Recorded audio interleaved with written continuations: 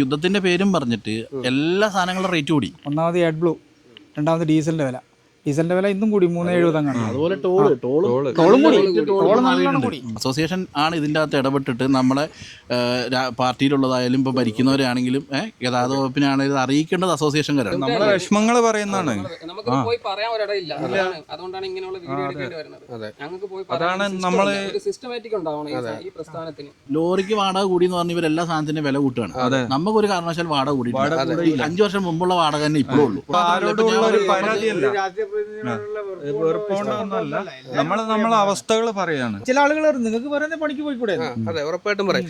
നമ്മളെ 10 പേര് സപ്പോർട്ട് ചെയ്യുന്നെങ്കിൽ 100 പേര് എതിർക്കാനേ കാണും. ഇതിനോടുള്ള സ്നേഹം കൊണ്ട് മാത്രമാണ് ഈ മേഖലയിലേക്ക് കൂടുതൽ ആൾക്കാർ ഇറങ്ങുന്നതാണ് എൻ്റെ ഒരു ഇത്. അതെ. ഹായ്, ഹലോ, ഇറ്റ്സ് ഐബഡി. വളരെ പ്രധാനപ്പെട്ട കാര്യമൊന്ന് പറയാനായിട്ട് വന്നതാണ്. നമ്മുടെ നാട്ടിൽ ഒരുപാട് സാധനങ്ങൾക്ക് വിലക്കയറ്റം തുടങ്ങിയിട്ടുണ്ട് അല്ലേ?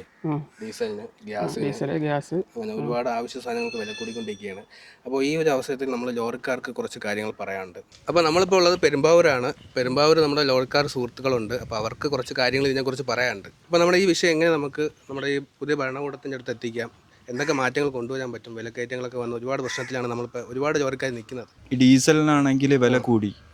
ഈ ഡീസലിന്റെ വില കൂടിയതിന്റെ പേരിൽ ഈ ലോറിക്കാർക്ക് എന്താ പറയാ, വാടക അല്ല, പണ്ട് മുതലുള്ള വാടക തന്നെയാണ് ഇപ്പോഴും ഉള്ളത്. ടയർ, തേയ്മാനം, എല്ലാ സാധനങ്ങൾക്കും നമുക്കൊരു 5800-6000 രൂപ റീസോൾ ഉണ്ടായിരുന്ന ടയറിന്റെ റേറ്റ് ഇപ്പം 7500 രൂപയാണ് ഒരു ടയർ റീസോൾ ചെയ്യുന്നതിന്. അതുപോലെ എല്ലാ കാര്യങ്ങൾക്കും ചിലവ് കൂടുതലാണ്. ഗ്യാസിന്റെ വ്യത്യാസം വന്നു. ആഡ് ബ്ലൂവിന്റെ ബ്ലൂവിനൊക്കെ ഒറ്റയടിക്ക് ഈ യുദ്ധത്തിന്റെ പേര് പറഞ്ഞ ഒറ്റയടിക്ക് ആഡ് ബ്ലൂവിന് മാത്രം കയറിയത് 500 രൂപയാണ്. 20 ലിറ്ററിന്റെ ഒരു ബക്കറ്റിൽ കയറിയത് 500 രൂപയാണ്. 1800 സംതിങ് ആയി. 1260 വാങ്ങിയ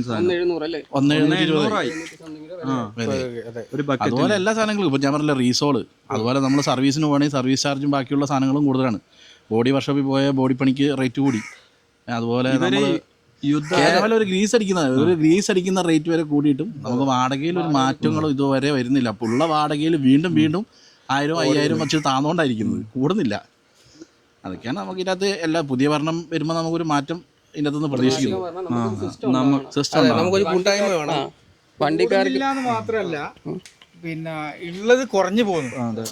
കൂടുന്നില്ലേ കുഴപ്പമില്ല, ഉള്ളത് കുറഞ്ഞു പോകുന്നു.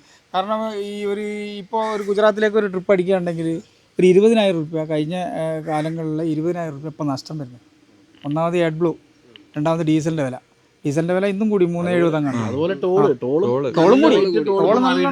ടോളിന് നല്ല റേറ്റിൽ ഇപ്പോൾ മാറ്റം വന്നിട്ടും അതിനൊന്നും യാതൊരുവിധ മാറ്റങ്ങളോ അല്ലെങ്കിൽ നമുക്കൊരു സപ്പോർട്ടായിട്ടോ ആരും ഒരു സംസാരമോ അല്ലെങ്കിൽ അതിന് എന്തെങ്കിലും ഒരു വാടകയിലൊരു ഇത് വരുത്തോ ഒന്നും ഇതുവരെ ആരും ചെയ്തിട്ടില്ല. സർക്കാർ ഒരുപാട് മാറ്റങ്ങൾ കൊണ്ടുവരാന്ന് പറയുന്നുണ്ട്. പ്രതീക്ഷയുണ്ട്. അപ്പൊ നമുക്ക് വേണ്ടിയിട്ട് എന്തെങ്കിലും നമ്മുടെ ആവശ്യങ്ങൾ നമുക്ക് അങ്ങോട്ട് അറിയിച്ചു കൊടുക്കാം.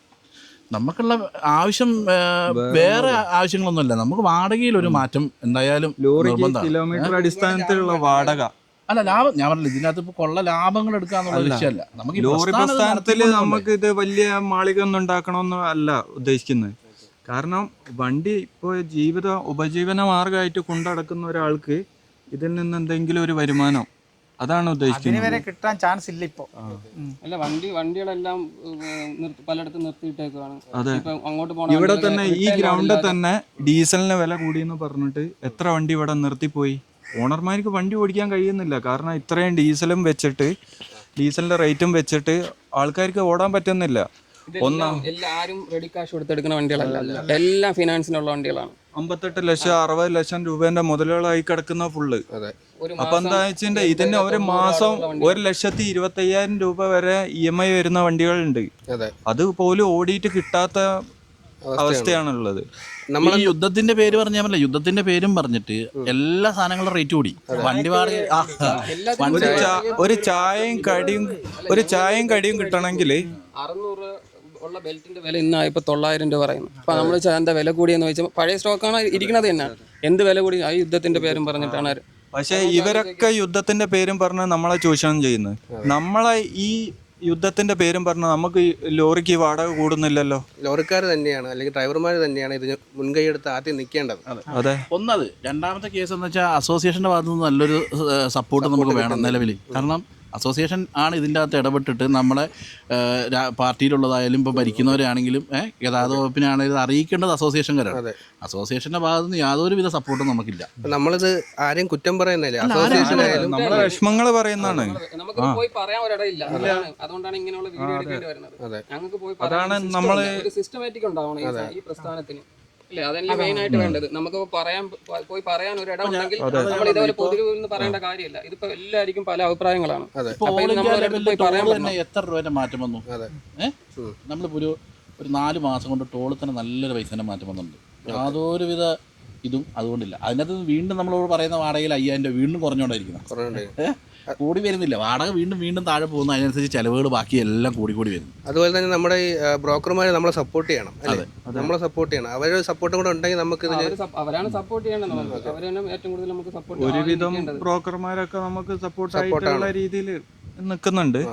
പക്ഷേ എങ്കിലും എല്ലാവരും സപ്പോർട്ട് ഉണ്ടെങ്കിൽ നമുക്ക് ഈ പ്രസ്ഥാനം മുന്നോട്ട് കൊണ്ടുപോകാൻ നടക്കുള്ളൂ.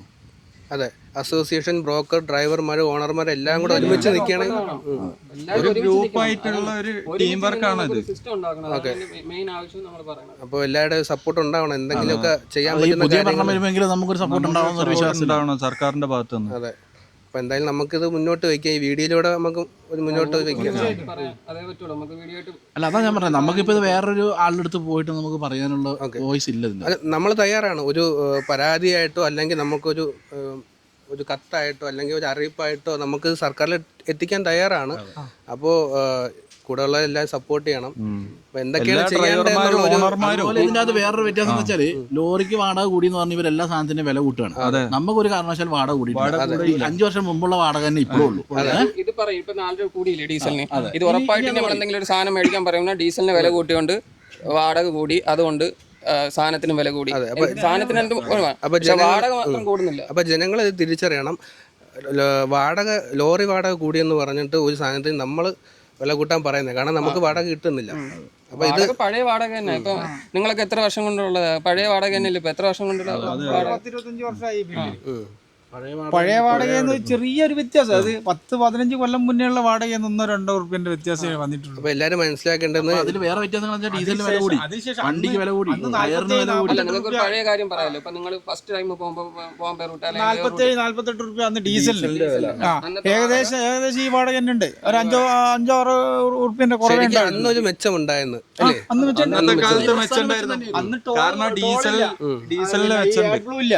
പിന്നെ പോലീസ് അങ്ങനത്തെ പ്രശ്നങ്ങളൊന്നുമില്ല. പുറത്തേക്ക് പോയി കഴിഞ്ഞിട്ട് RTO, പോലീസ്, കള്ളന്മാര് എല്ലാരെയും നമ്മൾ നോക്കണം. ഇതൊക്കെ സ്ട്രഗിൾ ചെയ്തിട്ട് വേണം നമ്മൾ ഒരു ലോഡുമായിട്ട് എടുത്ത് കേരളത്തിൽ വരാൻ. കേരളത്തിൽ വന്നിട്ടോ നമ്മൾ എവിടെങ്കിലും ഒന്ന് സൈഡാക്കി കഴിഞ്ഞിട്ട് അവിടെ നിന്ന് ലോറിക്കാരെ എടുത്ത് പായിപ്പിക്കുക. നമ്മൾ അത്രയും ടയേർഡായിട്ടാണ് വരുന്നത്. അതെ, ഇത് എന്റെ ഫ്രണ്ടാണ്, അല്ലേ, എന്റെ സ്ഥലത്തിന്റെ അടുത്താണ്, എന്റെ കടയുടെ അടുത്താണ്. ഇപ്പൊ ഓരോ ഫാക്ടറി ചെന്നാലും അങ്ങോട്ട് മാറ്റിക്കൊണ്ടിടുക എന്നുള്ള കുറെ സംസാരം പൊതുവെ അങ്ങനെ തന്നെ കാണാം. നമുക്ക് പോയി ബാത്റൂം സൗകര്യം ഒരിടത്തും ഇല്ല. പിന്നെ എന്തായാലും നമുക്കെല്ലാം ഇതുണ്ടല്ലോ, ബാത്റൂം സൗകര്യം ഇല്ല, എവിടെയെങ്കിലും വണ്ടി റെസ്റ്റ് എടുക്കാനുള്ള സൗകര്യം ഇല്ല. പിന്നെ ഒരു ഇടത്ത് നമ്മൾ ലോഡ് ഇറക്കാൻ ചെന്ന് കഴിഞ്ഞാൽ 2 ദിവസം കിടക്കണവരുണ്ട്, 3 ദിവസം കിടത്തിക്കണവരുണ്ട്. അതെ, ഇപ്പൊ ഈ ഒരു ഫീൽഡിലോട്ട് വരുന്നത് സ്ഥലമില്ലാന്ന് പറഞ്ഞാൽ നമ്മള് 3 ദിവസം കിടത്തുക. ഇവര് നമ്മളിപ്പോ ഇപ്പൊ ഉദാഹരണം ഒരു ഗുജറാത്തിൽ നിന്ന് ലോഡ് കൊണ്ട് വരുന്നെങ്കിൽ 5 ദിവസം റണ്ണിങ്, 4 ദിവസം 5 ദിവസം റണ്ണിങ്ങിലാണ് വരുന്നത്. ഓൾറെഡി ഇവര് ഓർഡർ കൊടുത്ത സാധനമാണ് നമ്മൾ കൊണ്ടുവരുന്നത്. ഇവിടെ വന്നു കഴിയുമ്പോൾ ഇവർക്ക് സ്ഥലം ഉണ്ടാവില്ല, ഈ സാധനം ഇറക്കാൻ സ്ഥലമില്ല. പിന്നെ ഒരു 5 ദിവസം വീണ്ടും ഇവിടെ അങ്ങ് കെട്ടുകയാണ്. കേട്ടണേ നമ്മൾ പൈസ കൊടുക്കണം, ഇറക്കണേന് ഞങ്ങൾ പൈസ കൊടുക്കണം. ഇതൊക്കെയാണ് മാറ്റം വരാനുള്ളത്. ഇതിനൊക്കെയാണ് മാറ്റങ്ങൾ. എന്നിട്ട് ഇവര് പറയുമ്പോൾ എന്താ പറയാ, അത് വാടകയിൽ നിങ്ങൾക്ക് കൂട്ടി തന്നിട്ടുണ്ട്. വാടകയിൽ ഒരു മാറ്റവും തന്നിട്ടില്ല. ഇപ്പോൾ എന്തെങ്കിലും ഒരു ലോഡ് കൊണ്ടുവന്ന 5000 രൂപേൻ്റെ അടുത്ത് നമ്മൾ കയറ്റുകൂലി കൊടുക്കണം. ഇവിടെ കൊണ്ടുവന്ന് ഇറക്കണമെങ്കിൽ ഒരു 5000 രൂപ ഇറക്കുകൂലി കൊടുക്കണം. ശരിക്കും മറ്റുള്ള സാധനത്തിന് നമ്മൾ പൈസ കൊടുത്ത് ഞാൻ പറഞ്ഞറിയോ, നമ്മള് വേറെ ജനസേവനത്തിന് കൊണ്ടുവരുന്ന പോലത്തെ സാധനങ്ങളാണെങ്കിൽ കുഴപ്പമില്ല. ഇത് അവർക്ക് വിറ്റ് കച്ചവടമാക്കി പൈസ ലാഭം ഉണ്ടാക്കാൻ കൊണ്ടുവരുന്ന സാധനത്തിന് നമ്മുടെ വാടകയിൽ നിന്ന് ഇറക്കുകൂലി കൊടുക്കണം, നമ്മുടെ വാടകയിൽ നിന്ന് കയറ്റുകൂലി കൊടുക്കണം. ശരിക്കും ഇതൊരു മോശം അവസ്ഥയാണ് നമ്മുടെ. അതെ, അവസ്ഥ ഭയങ്കര മോശമാണ്. ഈ പ്രസ്ഥാനം ഒരു 5 കൊല്ലം കൊണ്ടൊക്കെ നശിച്ചു പോകും. കാരണം എന്താ വെച്ചിട്ടുണ്ടെങ്കിൽ ഇപ്പൊ ഇറങ്ങുന്ന പിള്ളേരുണ്ട്, വണ്ടി എടുത്തിട്ട് വണ്ടീനെ പറ്റി ഒന്നും അറിയാണ്ട് ലൈൻ ഓടി പരിചയമില്ലാത്ത ആൾക്കാർ വണ്ടി എടുത്തിട്ട് വന്നിട്ട് ഇവരിപ്പോ 25,000 എന്ന് പറയുമ്പോ ആ 25,000-ന് ആരോടും ചോദിക്കാണ്ട് എടുത്തു പോകുന്ന ആൾക്കാരുണ്ട്. അവരാണ് അവരോട് പറഞ്ഞ് മനസ്സിലാക്കി കൊടുക്കണോ ഇതിന്റെ കറക്റ്റായ വാടക എത്രയാണ്. ഇത് കുറെ ആൾക്കാർ സ്ഥലം കാണാൻ വേണ്ടി പോകുന്നത്, ഈ വണ്ടി പോയി കഴിഞ്ഞാൽ കുറെ സ്ഥലങ്ങൾ കാണാം. ഇതൊക്കെ ആദ്യത്തെ ഇതേ ഉള്ളൂ. 2 ട്രിപ്പ് പോകുമ്പോൾ മനസ്സിലാവും.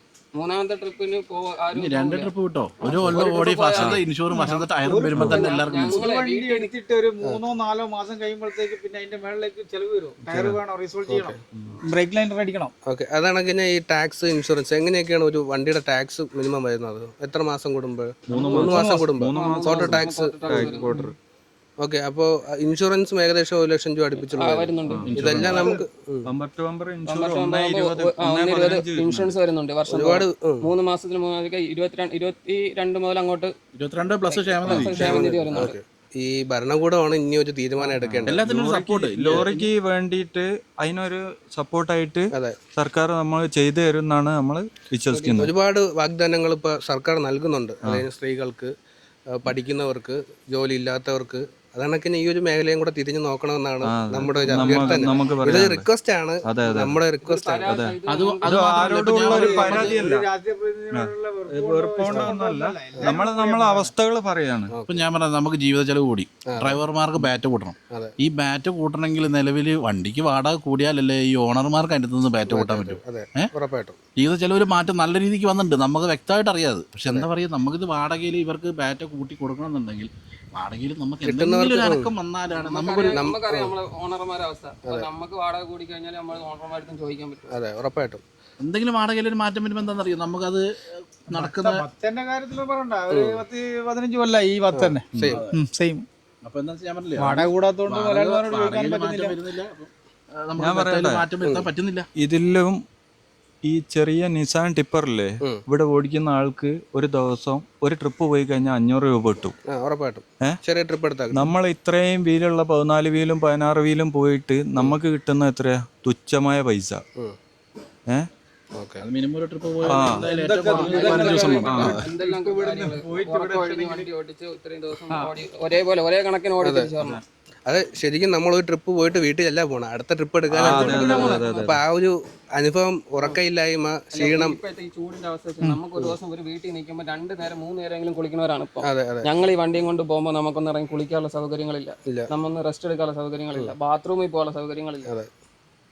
ഇതൊക്കെ നമ്മൾ അഡ്ജസ്റ്റ് ചെയ്ത് എവിടെയുള്ള അല്ല എല്ലാം നമ്മൾ അഡ്ജസ്റ്റ് ചെയ്യേണ്ടത്. ഞാൻ പറഞ്ഞില്ല, ഇപ്പൊ അഡ്ജസ്റ്റ് ചെയ്ത് പോകുമ്പോൾ എന്താണെന്നറിയോ, നമുക്കും കൂടെ ഒരു സപ്പോർട്ടും കൂടി ഇല്ലെങ്കിൽ നമ്മൾ ഈ ഫീൽഡിനോട് തന്നെ ആകെ ഇതായി പോകും. ഇത് ഒരു 90% എല്ലാവരും വണ്ടിയോടുള്ള ഇഷ്ടം കൊണ്ടും ഡ്രൈവിങ്ങിനോടുള്ള ഇഷ്ടം കൊണ്ടും പാഷനായിട്ട് വണ്ടിയോടുള്ള സ്നേഹം കൊണ്ട് മാത്രമാണ് ഈ മേഖലയിലേക്ക് കൂടുതൽ ആൾക്കാർ ഇറങ്ങുന്നതാണ് എൻ്റെ ഒരു ഇത്. അതെ, അപ്പോ പിന്നെ പണ്ട് മുതൽ എടുത്തുകൊണ്ടിരുന്ന പണി അതെ, നമുക്ക് ഈ പണി അറിയാമോ.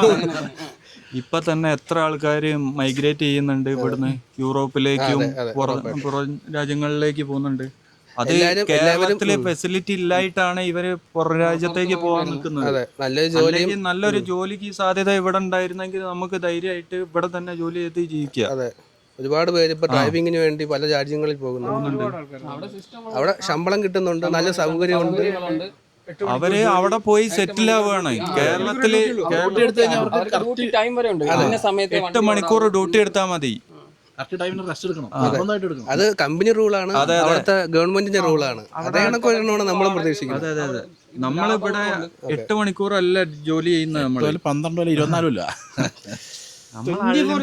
അതെ, അതായത് ഉറക്കണിക്കുന്നത് ജോലി ചെയ്യാൻ, ഉറങ്ങുന്നത് ക്ഷീണം, വണ്ടി ഓടിച്ച് തളർന്നിട്ട് മാത്രം ഉറങ്ങാൻ കിടക്കും. നമ്മള് ഉറങ്ങാൻ കിടന്നു കഴിഞ്ഞിട്ടുണ്ടെ കള്ളന്മാര് ഡീസൽ 10 മിനിറ്റ് കൊണ്ട് മോട്ടോർ വെച്ച് വലിച്ചു പോകും. അനുഭവമുണ്ട്. എല്ലാം ഒരു സ്ഥലത്ത് നമുക്ക് വിശ്വസിച്ച്, കേരളാണെങ്കിൽ പോലും നമുക്ക് വിശ്വസിച്ച് കിടക്കാൻ പറ്റിയ ഒരു അവസ്ഥയില്ല. ഒരുപാട് പേര് ചൂഷണം ചെയ്യുന്നുണ്ട്. ഒരു സൈഡിൽ നോക്കുകയാണെങ്കിൽ നിയമപാലകർ, സർക്കാര്, അതാണെങ്കിൽ ഞാൻ കള്ളന്മാര്, ഏത് സൈഡ് നോക്കിയാലും കൊരവിളക്കി പിടിക്കാനും. ഇപ്പൊ ഏകദേശം ഡീസൽ ഫുൾ ടാങ്ക് തരുന്നില്ല പലയിടത്തും, അതിന്റെ ഒരു വിഷയം ഉണ്ടാവുന്നുണ്ട്. അതെന്ന് പറഞ്ഞിട്ടുണ്ടെങ്കിൽ ഒരു പമ്പ് ചെന്ന് കഴിഞ്ഞിട്ടുണ്ടെങ്കിൽ അവർ 5000 രൂപയ്ക്കും 10000 രൂപയ്ക്കും ഒക്കെയാണ് ഡീസൽ കൊടുക്കുന്നത്. ഈ 2000-2500 കിലോമീറ്റർ ഓടാൻ വേണ്ടിയിട്ട് ഒരു വണ്ടി പോയിട്ട് 4-5 പമ്പ് കയറിയിട്ടാണ് ഒരു ഫുൾ ടാങ്ക് ആക്കാൻ പോകുന്നത് ഡീസലില്. ഈ 5000 രൂപയ്ക്ക് എണ്ണ കിട്ടുവാണെങ്കിൽ എത്ര പമ്പിൽ കയറണം? 2-3 ദിവസം പമ്പിലേക്ക് തന്നെ നിൽക്കേണ്ടി വരും. എല്ലാ പമ്പിൽ ചെല്ലുമ്പോൾ ക്യൂ ആണ്. ക്യൂ നിന്ന് മുമ്പിൽ ചെന്ന് ഇത്രയും വലിയ വണ്ടി കൊണ്ട് ചെന്ന് കഴിയുമ്പോൾ 5000 രൂപയ്ക്ക് ഡീസൽ കിട്ടും. 5000 രൂപേന്റെ ഡീസൽ അടിച്ചാൽ 100-120 കിലോമീറ്ററേ പോവുള്ളൂ. 3.29 3.1 മൈലേജ് കിട്ടുന്ന വണ്ടിക്ക് 5000 രൂപ ഡീസൽ അടിച്ചാൽ നമുക്ക് ആയിരക്കണക്കിന് കിലോമീറ്റർ ആണ് പോകാനുള്ളത്. 2500 കിലോമീറ്റർ പോകണല്ലേ. ഒരു ട്രിപ്പ് പോയിട്ട് വരുമ്പോൾ എന്തായാലും ഒരു 3 ഫുള്ളൊക്കെയാണ് അടിക്കുന്നത്. 3 ഫുൾ അടിച്ചാലേ പറ്റുള്ളൂ. അല്ല, ഞാൻ ചോദിച്ചോട്ടെ, നമുക്ക് എന്തായാലും സ്ട്രൈക്ക് എന്ന് പറയുന്ന കാര്യം ഒരിക്കലും ചെയ്യാൻ പറ്റത്തില്ല, നടക്കുന്ന കാര്യമല്ല അത്. കാരണം ഇത് നമ്മളെ മാത്രമല്ല ബാധിക്കുന്നത്, ജനങ്ങളെ ബാധിക്കുന്നത്. ആ ഒരു ബോധം അതുകൊണ്ടാണ് നമ്മളിങ്ങനെ ചൂഷണം ചെയ്യുന്നത് എന്നുള്ളത് നമ്മളൊരു അഭിപ്രായം. അപ്പോൾ നമ്മൾ ജനങ്ങൾക്ക് വേണ്ടി സ്ട്രൈക്ക് ചെയ്യാതിരിക്കുന്നു. അപ്പോൾ ജനങ്ങൾ നമുക്ക് വേണ്ടി ഈ ഒരു കാര്യം മാത്രം ചെയ്തു തരണം, അല്ലേ? ജനങ്ങളെ സർക്കാരാണ് നമുക്ക് വേണ്ടി ചെയ്തു തരുന്നത്. നമുക്കൊരു ലോറിക്ക് കിലോമീറ്റർ അടിസ്ഥാനത്തില് വാടക, അതെ, ഹാൾട്ടിങ് ഒരു മിനിമം ഓട്ടോയ്ക്ക് ഒരു മിനിമം ചാർജ് ഉണ്ട്. നമ്മളെ ഈ പ്രസ്ഥാനത്തിന് മാത്രമേ ഉള്ളൂ മിനിമം ചാർജ് ഇല്ലാത്ത. അടിസ്ഥാന വാടകയാക്കുക. അതിന് മേളിലേക്ക് കിട്ടുന്നത് നമ്മൾ മേടിക്കുന്നത് ബാക്കി. ഒരു അടിസ്ഥാന വാടക എന്നുള്ള ലെവലിലേക്കെങ്കിലും വരണം. അതിലൊക്കെ ഒരു തീരുമാനം. ഒരുവിധം സ്ഥലങ്ങളിലൊക്കെ ഇറക്കൂലി എന്നുള്ള ഒരു സംഭവം ഇപ്പൊ നിർത്തലാക്കിയിട്ടുണ്ട്. ഒരു സമരം നടന്നു. അതില് അതെ, ഉള്ളി കയറ്റി കോഴിക്കോട് ഭാഗത്തും മറ്റൊരാളുടെ സാധനം നമ്മുടെ വണ്ടി കയറ്റി കൊണ്ടുവരുന്നതിന് ഡ്രൈവറും ഓണറും ഇത് കൊടുക്കണം, കയറ്റൂലി കൊടുക്കണം. അതുപോലെ ഇറക്കുന്നവർ അവരുടെ സാധനം അവരുടെ ഗോഡൗണിലാണെങ്കിൽ അവരുടെ ഗോഡൗണിലല്ല അവരുടെ സ്ഥാപനത്തിൽ അവരൊരു കമ്പനിയിൽ ഓർഡർ ചെയ്തെടുത്ത സാധനം ഞങ്ങൾ ഇതിലൊക്കെയല്ലേ ശരിക്കും മാറ്റം വരേണ്ടത്, അല്ലേ? അത് ഇത് അടിസ്ഥാനമായ കാര്യങ്ങളാണ്. 2026 നമ്മൾ നിൽക്കുന്നത്. നമുക്ക് എന്തൊക്കെ ഒരു പുരോഗതി ആണ്. നമ്മുടെ വണ്ടിയിൽ നിങ്ങളുടെ സാധനം കയറ്റുന്നതിന് നമ്മൾ കൂലി കൊടുക്കണം. അതെ, അത് ശരിയില്ലല്ലോ. ട്രാൻസ്പോർട്ടിംഗ് അല്ലേ, ആ സാധനം നമ്മളെ വണ്ടി കയറി കഴിയുമ്പോൾ നമ്മൾ അവിടെ നിന്ന് ഇവിടെ എത്തിച്ചു കൊടുക്കാം. അതിനുള്ള വാടക മാത്രമേ നമ്മൾ മേടിക്കുന്നത്. പക്ഷേ ഇത് സാധനം ഞങ്ങളെ വണ്ടിയിൽ കയറ്റുന്നതിനും കൊടുക്കണം, ഇത് ഇറക്കുന്നതിനും വാടക കൊടുക്കും. ഇതിപ്പോ ഒരു ഗുഡ്സ് ആണ്, ഇതൊരു പാസഞ്ചർ ആണെങ്കിൽ ഇത് നടക്കൂല. പാസഞ്ചർ ഇപ്പൊ വലിയ വണ്ടിയിൽ അവർ പറയണ വാടക പറയണ ടിക്കറ്റ് എടുത്തല്ലേ നമ്മൾ പറയുന്ന വാടക. പിന്നെ ചെന്ന് ഒരു ദിവസം ആൾട്ടിങ് നടക്കുകയാണെങ്കിൽ അതെ അതെ. പിന്നെ ഒരു എന്തെങ്കിലും ഒരു അത്യാവശ്യമല്ല, നമ്മളിപ്പോ ഒരു സൈറ്റ് വിസിറ്റിന് പോയി അതിന്റെ അവിടെ നിന്ന് 10 കിലോമീറ്റർ പോയി അടുത്തൊരു പൈസ കൂടെ ഉണ്ട്, അവിടെ പോകുന്നതിന് ആ കിലോമീറ്ററിന് എക്സ്ട്രാ വാടക. ഇത് നമുക്ക് അതൊന്നുമില്ല, നമുക്ക് കയറ്റുന്നതിന് ഒരു ദിവസം 100 കിലോമീറ്റർ ചുറ്റിയും കറക്കി ഓടുന്നു. അതെ, അതിനൊക്കെ സ്ഥലം പറഞ്ഞ ഒരു ഡെലിവറി പറഞ്ഞായിരിക്കും വരുന്നത്. എന്നിട്ട് അവർ പറയും 2 കിലോമീറ്റർ അപ്പുറത്തെന്ന് പറയും. ഈ 5 കിലോമീറ്റർ പോകാൻ നമുക്ക് എത്ര ചെലവുണ്ടെന്ന് അറിയാം, നമ്മളെ ടൈം പോകും. അതെ. അപ്പൊ ചെലവ് നമുക്ക് വരുന്ന ടയറിന്റെ തേയ്മാനങ്ങൾ, വണ്ടിക്ക് വരുന്ന തേയ്മാനങ്ങൾ, ഡീസലിൽ വരുന്ന ചെലവ്, ഒരു ഡ്രൈവറുടെ ബുദ്ധിമുട്ട് വേറെ. ഇത് ഒരു സ്ഥലത്ത് നിന്ന് പായ അയച്ചു ഒരു ഡെലിവറി എന്ന് പറഞ്ഞത് എല്ലാം കഴിഞ്ഞ് ചെല്ലുന്ന ഒരു മഴക്കാലമാണെങ്കിൽ പിന്നെ പറയണ്ട. കാരണം ഈ പായ ഇത്രയും വലിയ വണ്ടിക്ക് വലിച്ചിറങ്ങി മിനിമം 2 ആൾ നല്ല പണിയെടുത്താലും ഇതൊന്ന് പായ വലിച്ചിടാൻ പറ്റുള്ളൂ. ഈ 2 പായ് മടക്കണമെങ്കിൽ 1 ടൺ ഉണ്ടാവും. 2 പായ് കഷ്ടപ്പാടാണ്. 10-15 വട്ടം എടുത്തും കൊടുത്തിട്ടാണ് ഒരു ലോഡറായി കൊടുക്കുന്നത്. അതിനെല്ലാം ഞങ്ങൾ സപ്പോർട്ട് ചെയ്യുന്നുണ്ട്. അതിനൊന്നും നമുക്ക് പ്രശ്നങ്ങളുമില്ല, കാരണം ഇത് അത് പണീന്റെ ഭാഗമാണ്. അതെ, പക്ഷേ എന്താ പറയുന്നത്, ഇതിൻ്റെ അകത്തൊരു വാടകയിൽ ഞാൻ പറഞ്ഞില്ലേ, വാടകയിൽ നമുക്കൊരു എന്തെങ്കിലും ഒരു അടിസ്ഥാന ഒരു വാടക വേണം. മനുഷ്യത്വപരമായി അതെ, അത്രേ ഉള്ളൂ. നമ്മൾ ഓവർ ഇപ്പം ഞാൻ പറഞ്ഞില്ലേ, ഇതിപ്പോ ഒരു വണ്ടി എടുത്തുകൊണ്ട് ഇന്ന് തന്നെ നാളെ തന്നെ അല്ലെങ്കിൽ ഇവിടെ കൊട്ടാരം പണിയാന്ന് നമ്മൾ സ്വപ്നത്തിൽ വിചാരിക്കുന്നില്ല. നമുക്കൊരു സപ്പോർട്ട്, ഒരു മിനിമം സപ്പോർട്ട് സർക്കാരിന്റെ ഭാഗത്ത്. വേറൊരു കേസ് പറഞ്ഞാൽ നമ്മളിപ്പോൾ കേരളത്തിൽ തന്നെ എത്രയോ ലക്ഷക്കണക്കിന് ലോറികളുണ്ട്. ഒരു ക്വാർട്ടർ ടാക്സ് തന്നെ നമ്മൾ സർക്കാരിലേക്ക് എത്ര ലക്ഷം അടയ്ക്കുന്നുണ്ട്. പിന്നെ ഒരു കാർ അടിക്കുന്ന ഡീസലാണോ നമ്മൾ അടിക്കുന്നത്? നമ്മൾ മിനിമം ഒരു 300 ലിറ്റർ അടിക്കാണ്ട് ഒരു വണ്ടി ഒരു പമ്പിൽ നിന്ന് ഇറങ്ങി പോകാറില്ല.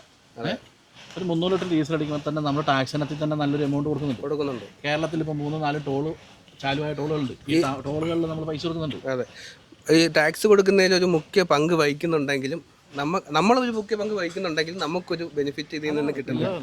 ഇപ്പോൾ കേരളത്തിൽ നമ്മളൊരു 300 ലിറ്റർ ഡീസൽ അടിക്കുമ്പോൾ തന്നെ ടാക്സിൽ എത്ര എമൗണ്ട് നമ്മൾ കൊടുക്കും? അതുപോലെ ആണെങ്കിലും അല്ലേ, അതെ, എത്ര വണ്ടികൾ, എത്ര ലോറികൾ, എന്തോരം ലോറി കേരളത്തിലെ ലോറികളുണ്ട്. ഇത്ര ലോറികളുടെ ടാക്സ് എമൗണ്ട് നോക്കി ഒരു ക്വാർട്ടർ ടാക്സ്. ഒരു ക്വാർട്ടർ ടാക്സ് വെറുതെ ഒരു 6 വീലിൻ്റെ ക്വാർട്ടർ ടാക്സ് എടുത്തു 5 ലിറ്റർ ഒരു ക്വാർട്ടർ ടാക്സ് ആണ് 6 വീലിൻ്റെ. അത് വെച്ച് കൂട്ടിയാൽ തന്നെ ലോറി എത്ര ലോറി ഉണ്ട്, ഒരു ക്വാർട്ടറിൽ എത്ര ടാക്സ് അടയ്ക്കുന്നുണ്ട്. നമ്മൾ ഈ ഒരു കാര്യം ഉന്നയിക്കുമ്പോഴത്തേക്ക് നമുക്ക് നല്ലത് പറയാനും ഉണ്ടാവും, കൂടെ നിൽക്കാനും മോശം പറയാനും ഒരുപാട് പേരുണ്ടാവും. അപ്പം നിങ്ങൾ അതെന്ത് കാര്യത്തിലും അതെ, ഉറപ്പായിട്ടും 100% ഒരു കാര്യവും നടക്കത്തില്ല, സക്സസ് ആവില്ല. കുറ്റങ്ങൾ ഉറപ്പായിട്ടും ചില ആളുകൾ നിങ്ങൾക്ക് പറയുന്ന പണിക്ക് പോയിക്കൂടെ? അതെ, ഉറപ്പായിട്ടും പറയും. നമ്മളെ 10 പേര് സപ്പോർട്ട് ചെയ്യുന്നെങ്കിൽ 100 പേര് എതിർക്കാനേ കാണത്തുള്ളൂ. അപ്പോൾ നമുക്കൊരു അപേക്ഷ മാത്രം സർക്കാരിൻ്റെ അടുത്താണ് നമ്മൾ ചോദിക്കുന്നത്. വേറെ അടുത്ത് നമുക്കിപ്പോൾ ഈ അവസ്ഥയിൽ ചോദിക്കാൻ പറ്റുന്നില്ല. എന്തെങ്കിലും മാറ്റം മനുഷ്യർ ഭരണകൂടത്തിൻ്റെ അടുത്താണ് ഇനി നമുക്കുള്ള സപ്പോർട്ട് കിട്ടാതെ. അപ്പോൾ അതിന് വേണ്ടി ആ ഒരു മാറ്റത്തിന് വേണ്ടിയിട്ട് നമുക്ക് ശ്രദ്ധയിലേക്ക് ഇത് എത്തിപ്പെടണം. അതെ, ആ ഒരു മാറ്റത്തിന് വേണ്ടിയിട്ട് നമ്മൾ ഡ്രൈവർമാർ, ഓണർമാർ, ബ്രോക്കർമാർ, അതായത് ഈ ഒരു വാഹന മേഖലയിൽ നിൽക്കുന്ന എല്ലാവരും നമ്മളെ സപ്പോർട്ട് ചെയ്യണം. ആ ഒരു റിക്വസ്റ്റാണ്. ഇതൊക്കെ ഒരു ഭാഗം മാത്രമാണ്, ഇനി ഒരുപാട് വിഷയങ്ങളുണ്ട്. അപ്പോൾ ഇതിനെല്ലാം ഒരു മാറ്റം വരട്ടെ. പുതിയ ഭരണം വരുന്നുണ്ട്. നമുക്ക് ഇത് റിക്വസ്റ്റ് ആയിട്ടാണ് എല്ലാവർക്കും പറയാനുള്ളത്, എല്ലായിടത്തും പറയാനുള്ളത്. എല്ലാവരും ഒന്ന് സപ്പോർട്ട് ചെയ്യുക. കാരണം എന്തെങ്കിലും മാറ്റം ചെയ്യാൻ പറ്റുമെങ്കിൽ എല്ലാവരും ഒന്ന് ഒരു കൈയെടുത്ത് മുന്നോട്ട് വയ്ക്കുക. അത്രേ പറയാനുള്ളൂ അല്ലേ? അതെ, ഓക്കെ.